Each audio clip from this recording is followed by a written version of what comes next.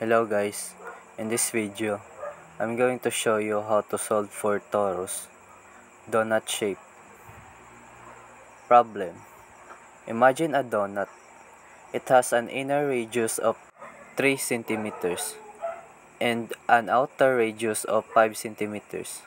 Can you find its volume? So, in order to solve the volume of torus, we'll be using the formula volume equals 2 times pi squared times radius 1 times radius 2 squared.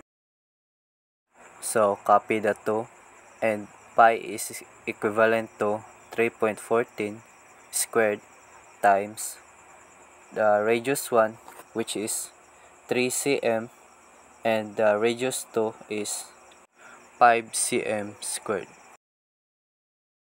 Copy the 2 and 3.14 times 3 centimeters, and then 5 centimeters times 5 centimeters is equals to 25 cm squared.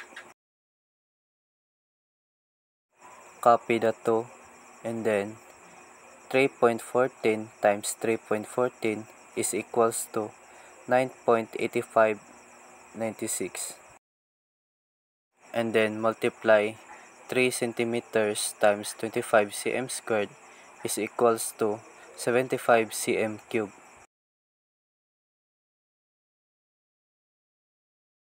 Copy the 2 and then multiply 9.8596 times 75 cm cubed is equals to 739.02 cm cubed. Now multiply 2 times 739.02 cm cubed is equals to 1478.04 cm cubed.